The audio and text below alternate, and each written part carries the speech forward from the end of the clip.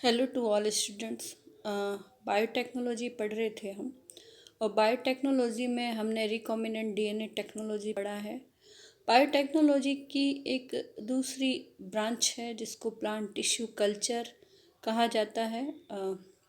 पादप उत्तक संवर्धन, इसके बारे में आपने ट्वेल्थ क्लास में थोड़ा सा इंट्रोडक्टरी पार्ट इसका पढ़ लिया है। और आज हम इसके बारे में, इसकी डेफिनेशन क्या है, क्या इसकी एप्लीकेशंस हैं, किस प्रकार से इसकी प्रोसेस होती है, इसके बारे में हम पढ़ेंगे। क्या क्या इसमें टेक्निक्स यूज़ होती है। प्लांट टिश्यू कल्चर क्या है? पादप उत्तक संवर्धन।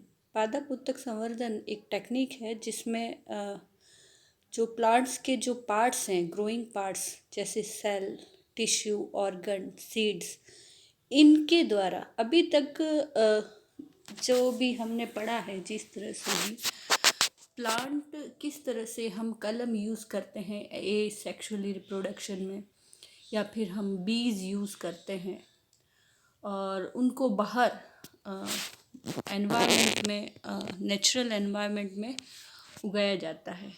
लेकिन जो प्लांट टिश्यू कल्चर एक ऐसी टेक्निक्स है जिसमें आप कोशिका का उपयोग कर सकते हो, टिश्यूज़ का उपयोग कर सकते हो, किसी ऑर्गन का उपयोग कर सकते हो और सीड्स का भी, और कोई प्लांट पार्ट हो जैसे लीफ का कोई पार्ट हो।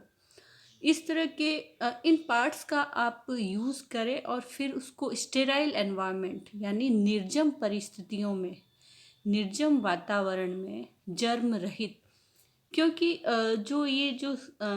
जितने भी हमने पार्ट ले रहे हैं, सेल हो, टिश्यू, ऑर्गन हो, ये थोड़े से खुले हो जाते हैं। ओके। और जो कॉन्टामिनेशन की और बैक्टीरिया और वायरस और कोई भी रोग लगने की संभावना बढ़ जाती है। तो हम इन प्लांट्स को इस प्रकार से यूज़ करें कि जो स्टेराइल एनवायरनमेंट है, निर्जम परिस्थितियों में उनको एक न्यूट्रिएंट मीडियम, जिसको हम कहते हैं पोषक माध्यम। देखिए नीचे कुछ डायग्राम्स में आपको बॉटल्स दिखाई गई हैं। ये जो बॉटल्स हैं वो बायोटेक की जो लैब होती है, जिसको टिश्यू कल्चर लैब कहा जाता है, उसके ग्रोथ चैम्बर में रखी हुई होती हैं। और नीचे आप यहाँ पर रेत का या वो न्यूट्रिशन मीडियम जो हम नेचुरली लेते हैं वो नहीं है। ये एक पोषक माध्यम है जिसे हम आर्टिफिशियली बना रहे हैं। उसमें प्लांट की ग्रोथ की रिक्वायरमेंट के लिए जो जो चाहिए सारे पोषक तत्व मिलाए जाते हैं, इसलिए इसको पोषक माध्यम कहा जाता है। और ये जो सारी प्रोसेस है, ये प्रोसेस हम निर्जम परिस्थितियों में करते हैं। तो प्लांट टिश्यू कल्चर वो टेक्निक्स है जिसमें हम प्लांट्स ग्रो कर रहे हैं, उसकी सेल, टिश्यू, ऑर्गन, उनको ग्रो करते हैं, लेकिन स्टेराइल एनवायरनमेंट और पोषक माध्यम, ये दो इसके इम्पॉर्टेंट एस्पेक्ट हैं। इनके बिना हम टिश्यू कल्चर लैब में काम नहीं कर सकते। स्टेराइल माध्यम कैसे जनरेट किया जाता है, न्यूट्रिएंट मीडियम क्या होते हैं, इनके बारे में हम आगे पढ़ेंगे। इसकी हिस्ट्री देख लेते हैं। किसके दिमाग में ये आइडिया आया कि हम आर्टिफिशियली प्लांट्स को ग्रो करके देखते हैं। तो सबसे पहले आपको इस चीज़ का याद रखना है कि एक वर्ड है टोटी पोटेंशी, हिंदी में जिसे पूर्ण शक्तता कहते हैं। किसी भी कोशिका जिसमें न्यूक्लियस होता है, केंद्रक होता है, उसकी एक क्षमता होती है कि वो किसी भी अन्य प्रकार की कोशिका में विभेदन होने की क्षमता रखती है। ओके। तो ये जो आइडिया था पूर्ण शक्तता का, ये प्लांट सेल का हेबरलैंड के द्वारा 1902 में सबसे पहले दिया गया। हेबरलैंड आप याद रखिए, यहीं से प्लांट टिश्यू कल्चर या फिर बायोटेक्नोलॉजी की शुरुआत होती है। सॉरी। 1937 में वाइट थे, साइंटिस्ट का नाम है, first time established successful root culture of tomato. White ने सबसे पहले जो टमाटर का रूट कल्चर किया। जो उनकी रूट्स थी उनसे ग्रो करके देखा टमाटर, पूरा प्लांट, ओके, सिर्फ रूट से। ये उन्होंने सबसे पहले इसके अंदर रिमार्केबल या जो सबसे पहली जो अचीवमेंट था वो कहा जा सकता है इसके अंदर। वाइट नाम याद रखना है, इन्होंने, इनका मीडियम भी है इनके नाम से। और उसके बाद 1941 में von ओवरबीक used coconut milk for growth and development of young datura embryos। Von Overbeek ने क्या यूज़ किया जो न्यूट्रिशन मीडिया बनाने के लिए? कोकोनट मिल्क लिया और इसमें किस पे एक्सपेरिमेंट किया? जो यंग धतूरा एम्ब्रियोज थे, जो सीड नहीं बने थे, ओके। सीड के द्वारा बाहर के एनवायरनमेंट में किसी पौधे का पनपना या ग्रो करना ये नेचुरल चीज़ है, इसमें कुछ नया नहीं। लेकिन जब हम टिश्यू कल्चर पढ़ रहे हैं तो हम उसको आर्टिफिशियल माध्यम पर उगा रहे हैं, निर्जम परिस्थितियों पर उगा रहे हैं। तो ये सारे एक तरह से अचीवमेंट थे जो होते गए और हमें सक्सेस मिलती गई। उसके बाद 1957 में Skoog and Miller demonstrated the role of auxin and cytokinin on root and shoot formation in tobacco tissue. ये आपके जो इसमें वैज्ञानिक के नाम तो आपको याद करने ही करने हैं, ये 5-6 ही हैं और ये बहुत इम्पॉर्टेंट है। हिस्ट्री में आपको बहुत सारे मिल जाएंगे, लेकिन सिर्फ यही कुछ हैं जिनको आप, अगर प्लांट टिश्यू कल्चर की हिस्ट्री के बारे में कोई क्वेश्चन आता है तो आप सन हो सकता है आपको याद रहे नहीं रहे, लेकिन कौन से साइंटिस्ट ने क्या काम किया ये आपको याद रहना चाहिए।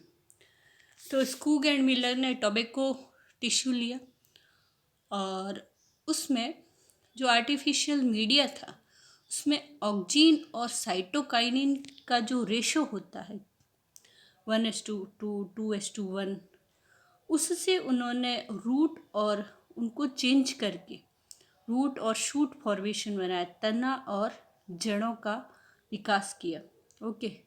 अगर हम इनका रेशो चेंज कर देते हैं तो ऑर्गन भी चेंज हो जाता है, ये आगे डिस्कस करेंगे हम। उसके बाद 1962 में Murashige and Skoog introduce the medium for tobacco culture. इनका मीडियम है MS मीडिया, इसको कहा जाता है, बार बार ये आपके प्रैक्टिकल्स के एग्ज़ाम में भी है और आप इसकी फुल फॉर्म याद रखिए MS मीडिया की। मुराशिग एंड स्कूग इन्होंने अपना मीडिया बनाया जिस पर हम ये टिश्यू और सेल्स ग्रो करने वाले हैं। और ये जो आर्टिफिशियल मीडिया है इसके अंदर कौन सा न्यूट्रिशन किस किस अमाउंट में डालना है, क्या क्या डालना है, ये सारा इन्होंने तो इस तरह से ये जो मीडिया है वो डेवलप होता गया।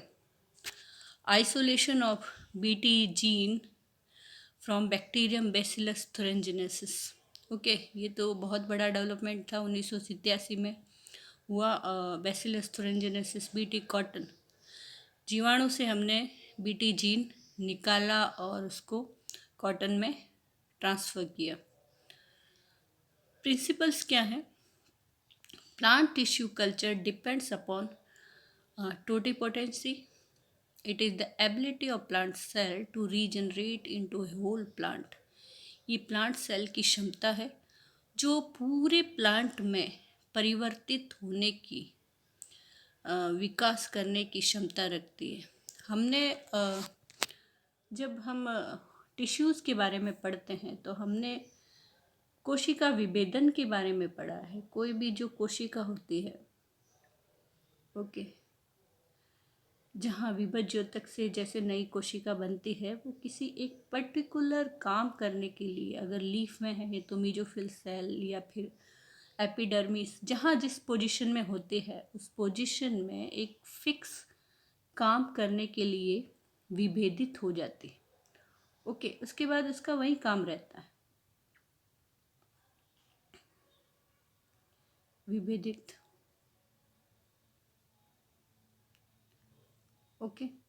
अब ये जब विभेदित हो जाती है और ये काम कर रही है, मान लो प्रकाश संश्लेषण का इसका मेन काम है, और उसके बाद ये उसी पोजीशन में रहती है। अगर हम इस सेल को वापस बाहर निकालें और उसको वापस ऐसे सेल में परिवर्तित करें जहाँ वो वापस सेल डिवीज़न करें, अविभेदित बना दें वापस, तो ये पूरा प्रोसेस है। तो टोटिपोटेंसी क्या है कि विभेदन के बाद भी हर एक कोशिका में हम अगर पर्टिकुलर एनवायरनमेंट दें या पर्टिकुलर कोई ऐसी टेम्परेचर या इस तरह की भौतिक अवस्था में उसको रखें, न्यूट्रिशन उसको अवेलेबल कराएं, तो वो वापस अपनी ओरिजिनल पोजीशन में आने की क्षमता रखती है और उसके बाद वापस उससे प्लांट डेवलप हो सकता है, प्लांट का कोई भी पार्ट, होल प्लांट, कुछ भी। Plasticity, it is ability of plant to alter their metabolism, growth, development to best suit for the environment. अब प्लांट्स में ये भी एबिलिटी होती है कि वो अपने मेटाबॉलिज्म, ग्रोथ और डेवलपमेंट को एनवायरनमेंट के हिसाब से ढाल सके। प्लास्टिक रिजिड नहीं होता कुछ भी, ओके। प्लांट एनवायरनमेंट के हिसाब से परिवर्तित हो सकता है, तो इसको प्लास्टिसिटी कहते हैं। ये दोनों चीज़ बहुत ज़रूरी है प्लांट टिश्यू कल्चर के लिए। अगर किसी कोशिका में क्षमता ही नहीं है, अगर वो विभेदित है और वो वापस अगर वो डिवाइड ही नहीं होगी, ओके, डिवाइड नहीं होगी, तो हम अपना जो भी हमारा जो ये आइडिया है टिश्यू कल्चर का कि हम कोशिका और ऊतक को लेकर एक पूरा प्लांट आर्टिफिशियल मीडिया पर डेवलप कर सकते हैं, वो सक्सेसफुल नहीं होगा। तो हम जो विभेदित कोशिकाएं हैं पहले उनको अविभेदित करते हैं वापस, ओके, और उसको किसी ऑर्गन्स, प्लांट जो भी हम बना रहे हैं उसका एक्सपेरिमेंट करते हैं। उसके बाद आप नेक्स्ट जो वीडियो है हम उसमें और इसके बारे में पढ़ेंगे। आप देखते रहिए। Thank you for watching.